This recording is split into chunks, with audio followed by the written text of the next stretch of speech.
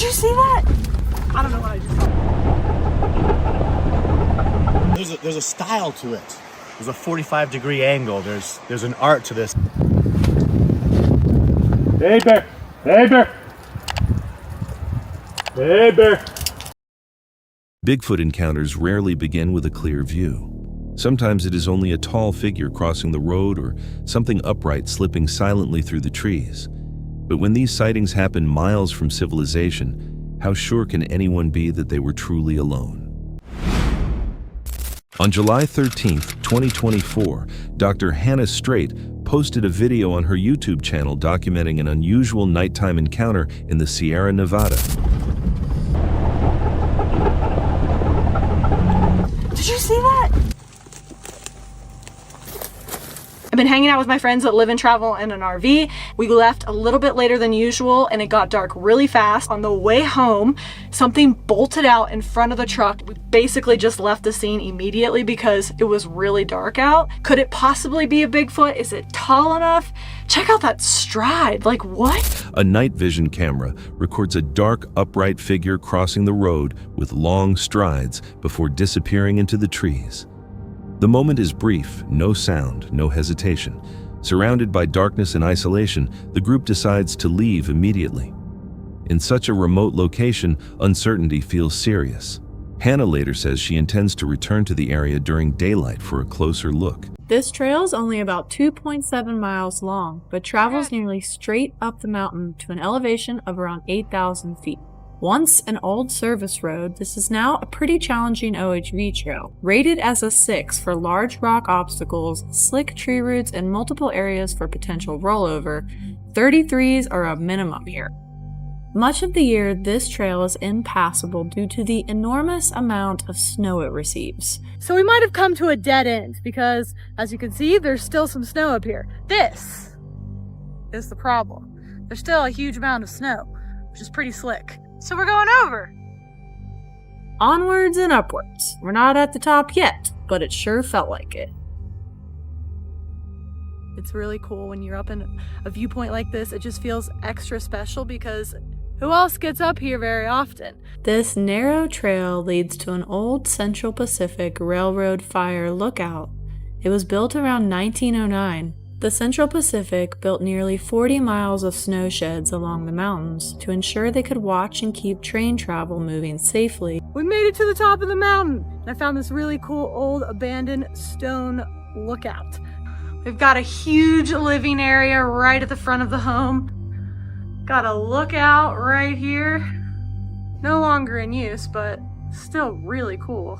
Hours earlier, the same road had taken them up a level 6 off-road trail toward an abandoned stone lookout built in 1909.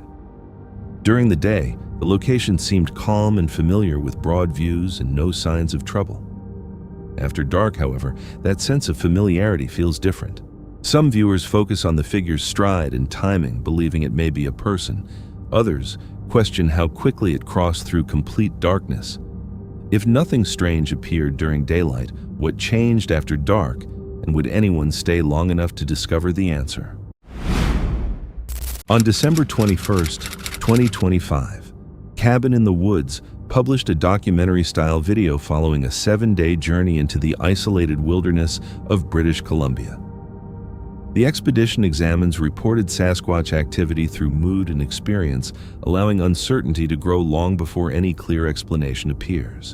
My name is John Huntsinger. I'm from Indianapolis, Indiana, and been on a couple of these expeditions prior to this expedition. The one last year, on the last night, about 10 o'clock, we were sitting around the campfire and had probably the loudest sound I've ever heard in my life. It was a wood knock, so unbelievably loud. We were sitting at the fire and Todd started getting some readings with the mind speak, and he said that there's 3 of them coming towards us, and he kind of pointed the direction. I got incredibly nervous to the point I was shaking. I was about ready to just run into the trailer and lock it up, hide in my bed, but I ended up staying out. And Todd was kind of narrating. He had said one of them wants to speak to you. I was still sitting there just shaking like I've never shaken before. When Todd said that, I had kind of like an electrical charge go into my head. My shaking went to zero. Then Todd felt like that they were retreating, and when he told me that electrical charge, went off of my head. At base camp, early discussions turned toward earlier encounters and unexplained feelings. One participant remembers a mental experience from a previous expedition.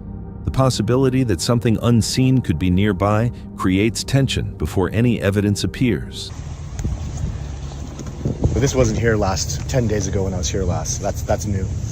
And you can see that's been on the ground decaying. So somebody picked that up and put that there. Well, this was clearly broken. Even though it's an old one, you can tell it's been snapped. Like when it was broken, the wood was healthy. This wasn't rot. And there's another one there, and there's another one there.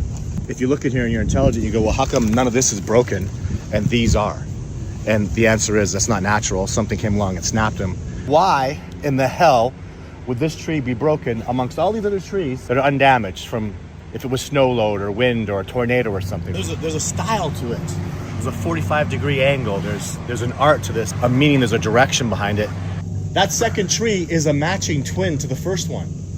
You want me to break it here? Right about there. Is it okay if I do this? No, you're not able to make that same kind of break on a trunk that's 2.5 inches thick. Correct, not even close. So the Sasquatch are doing it like this. There. That's what they do. That looks nothing like the Sasquatch breaks. This is they didn't do it. So it was crisper before, eh? Mm-hmm. This is the moss growing back down. So it was like it was toes across nicer. That doesn't look This natural. bent living tree up there, that one's alive. It still has foliage on the top end. Yeah. And it's underneath these older. This is another track over here. That one's kind of not so clear anymore. I can't see where the third one was, but so that's one track right here. It's very, very nice. This is not a very big Sasquatch. This is a small female. I think you can still see some toes there. Yeah. There's a big toe right there, and then the second toe. This LiDAR scan, you can see how long this thing is. It's nearly 18 inches long. Traveling along abandoned logging roads, the group records several broken and bent trees, some recent and others older, without an obvious natural cause. Nearby, they discovered deep footprints pressed into the soil with their size and depth, suggesting a heavy, upright creature and creating the sense that something physical had passed through this remote landscape. So for the first time since starting this expedition, I'm taking a little walk on my own, away from the group. I just saw something moving and running over there. It was breaking branches, moving really quick. It just ran across through the trees. It was bipedal. So basically, I had a sighting, but got nothing on camera. Trust me, I'm at least as frustrated with myself as you probably are with me. So I was walking over here on my own. I heard tree breaks of some sort happening over in that direction. And before I could get my lens screwed onto the phone, I saw something big and brown streak across my field of vision through the trees, the 80 yards that way. I didn't have a chance to get the lens on and film it. It happened so fast. It didn't look like an elk or a bear, and it was just streaking. It was moving so incredibly quickly. Near a gifting site, the host briefly moves away from the group. Alone and unprepared, he walks ahead only to realize too late that certain moments arrive without warning and leave no second opportunity. A brown, upright figure crosses his view. It moves quickly and silently through dense brush, vanishing before anyone can pursue it. I'm feeling very sick. I have a high fever. I can feel it. I'm not sure how I caught it. The others are still on expedition, but this sickness just hit me like a ton of bricks. The doctor tells me that, thankfully, it isn't anything serious, just a run-of-the-mill viral infection. We came back today and all the apples are now gone. And we've got this beautiful snowfall, but we don't see any footprints of it. So whatever was here must have come here before the snow. And one of those apples was 11 feet off the ground. I mean, it's possible they could have been eaten by a squirrel, but the fact that they're all gone, fully gone with no traces. Something took them. And, there's no bits of apple sitting on the ground, half eaten or anything like that. Entirely possible a bear would do that. but we don't see any signs of a bear. That apple was up there. That had to be, what, at least 10 feet up, right? Soon afterward, the host is hospitalized with a high fever, showing how difficult wilderness conditions can seriously affect the body. Despite this setback, he later returns to the campsite and continues. Then, the group discovers that apples placed 12 to 15 feet above the ground have disappeared, ending the journey with more questions than answers. Some viewers focus on absent camera coverage and possible natural causes, while others point to the sequence of events and the consistency of similar reports. If each moment can be explained on its own, why does the complete pattern still feel so disturbing? Uploaded on January 11th, 2026. The next unsettling video comes from Justin Hancock, known for solo overlanding and remote camping alongside his dog Hudson. After flooding pushed him farther into the Idaho panhandle, the isolation he wanted would soon feel less peaceful than he expected. His plan for the night was calm and simple. The campsite was set inside thick forest on a slope known for bear and cougar activity located above a steep downhill tree line. Hey bear! Hey bear! Hey bear! Stay. Definitely a little spooked right now. There's something very big down this hill right here, but I have not seen anything yet. It's most likely just an elk or a moose, but still, that is the last thing you want to hear. As darkness arrived, Justin started hearing heavy movement below the slope. He detected signs of heat indicating a large, warm-bodied animal moving among the trees. Whatever it was sounded nearby and powerful, yet never appeared in sight. He stayed calm, thinking it might be an elk or perhaps a moose, while keeping his attention on the direction of the noise. Haven't heard it for a couple minutes now. I might get my Bluetooth speaker out and start playing some music just so it knows we're here. The tension increased as the sounds came and went, made worse by the fact that he could see nothing. Hudson responded to the same noises, confirming that something was there. Taking no risks, Justin placed his dog safely inside the truck. After several minutes, the movement ended completely. The silence afterward felt unsettling instead of reassuring. The animal was never seen, but hearing something large moving nearby kept Justin alert. In the forest, animals can travel quietly after dark, and sudden silence can feel frightening. If you were alone, would that silence make you feel safer or more concerned? Camping can become dangerous when the noises surrounding you stop feeling normal. Uploaded on December 20th, 2025. This video comes from a channel centered on bushcraft techniques and wilderness survival, following a man spending the night alone in a cabin during the harsh Alaskan winter. Dragging a loaded sled through frozen conditions, he assumed isolation offered security without realizing the silence ahead might suggest that something else was close watching. Inside the cabin, whittle me some smaller pieces around here. I'll see if I can find my cotton balls. Stick them in here. Maybe they're in here. Probably in the car somewhere. The car was a mess. So I guess what we're gonna try to do is a torn up paper bag. And I'm gonna fray these edges here. Oh, look at that. More of this in there. Then he unpacks his equipment and has difficulty starting a fire depending on bushcraft skills while the cold remains. Then, the normal routine is interrupted when an unknown man suddenly approaches the cabin. In such an isolated place, the unexpected arrival immediately creates tension. Although the interaction stays calm and respectful, knowing that another person is nearby changes the feeling of safety and leaves an uneasy silence behind. Hey, what's up? What is this place? Oh, this is a public use cabin. On this lake, there's 3. The state builds these and you can rent them out for a night. After the fire is finally burning, he prepares a simple meal and heats the cabin. 28 degrees outside, with 70 in the cabin. Like I said, it's been warm. I don't even have my jacket on. I just have a sweater. Until next time. While temperatures outside stay far below freezing. The next morning, he gathers his gear, prepares a hot drink, and starts the long journey back alone. The experience shows how in remote wilderness, even a short encounter with another person can feel as disturbing as the freezing conditions themselves. In isolated winter country, minor problems can become serious quickly. The stranger may have meant no harm, but remaining calm, ready, and aware likely helped keep him safe. Would your own skills and judgment be enough in the same situation completely alone? On December 16, 2025, the creator of Off the Trail, a solo outdoor channel linked to Keeping It Dutch, focused on stealth camping van projects and wildlife observation, was parked near a remote creek in the United States while a cold front moved through. Right there.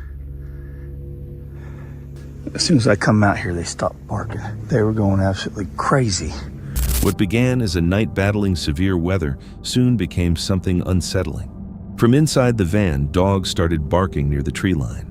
The sound was loud, frantic, and continuous. He realized there was more than one animal. They remained just at the edge of sight and stayed in place. It's getting so cold and windy, I ain't gonna be able to, so we'll use that in a different time. Why'd you do that? Why'd you jump down? Them dogs are over here and they're big. Carl, get back over here, boy. Oh, Carl, you don't stand a chance out here, buddy. I'm gonna put the scuttle back.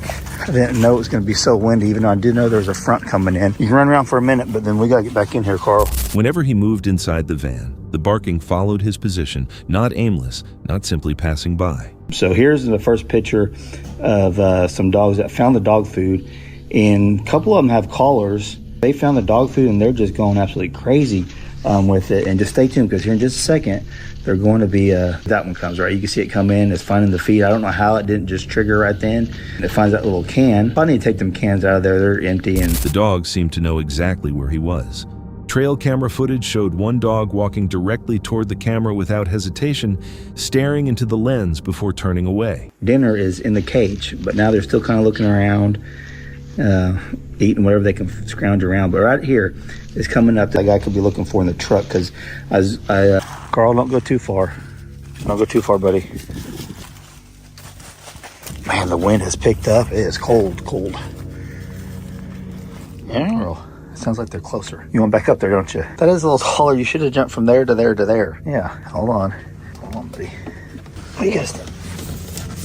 There you go. All right, you ready for some muffins? You ready to cook some muffins? I already gave you a bunch of steak. So it's currently 69 in here and like 20 outside. Go lay down over there. Make some muffins. Let's get this over here. Maybe we can get it hotter. Since I got the heater last time, I couldn't get it quite hot enough. Several of the animals wore collars. Their behavior did not resemble wild or feral dogs avoiding human contact. Instead, they acted like animals already familiar with people. Later that night, the barking started again. The wind carried the noise, but the dogs sounded closer now. They were still moving through the same area. When he attempted to let Carl outside, sudden barking exploded from beyond the light. He immediately brought Carl back into the van. The dogs never approached directly, but they also never disappeared. They remained nearby throughout the night. By morning, the cold front had passed. The dogs were still there.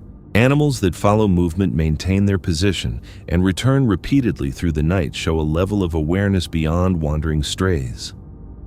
If you were parked alone in that location that night, would you have remained there until morning? On June 5th, 2023, the creator of Daily explores a UK-based channel focused on wild camping and small outdoor adventures throughout the British countryside, started from Snake Pass in the Peak District National Park. The objective was clear: locate 2 historic aircraft wreck sites hidden somewhere across the open moorland. The landscape became challenging immediately. Thick peat rough ground and unstable footing forced every step to be careful. Navigation required constant attention, and as they pushed farther through the heather, all signs of a recognizable trail disappeared entirely. Airwolf nearly took our heads off then, coming over the top of the hill. Did you ever watch Airwolf? Airwolf? Yeah. Never heard of it. It's like Knight Rider, but with a helicopter. Oh. Look at that.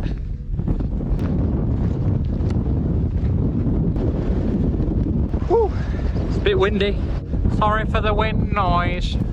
You do Michael Jackson. When ground level visibility became limited and the second wreck site remained hard to find, they changed their approach.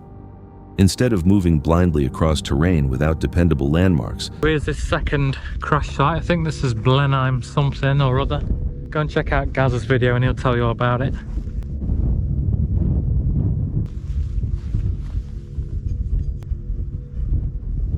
So it turns out this is just part of it, and there's a little sign saying the main wreckage is up this way, so let's go and have a look. they launched a drone to search from the air. Considering the conditions below, it was the most practical choice. They established camp close to a trig point. Soon afterward, several sheep wandered toward the tents, not threatening, but obviously conscious of the camp. I don't snore. Moving about and that up back. Must have been them sheep. Guess who sent his drone off this morning that decided to land somewhere because of a critical battery?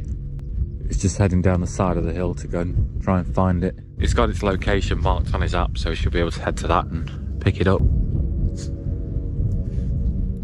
On exposed moorland, without any natural shelter, the lack of protection was impossible to overlook. The following morning introduced another issue. One drone battery failed during flight. With limited visibility and almost no clear landmarks in any direction recovering, it required following its GPS position across difficult ground. What began as an ordinary equipment problem became a genuine recovery task in a landscape where minor mistakes can quickly matter. Nothing during that day or night happened all at once.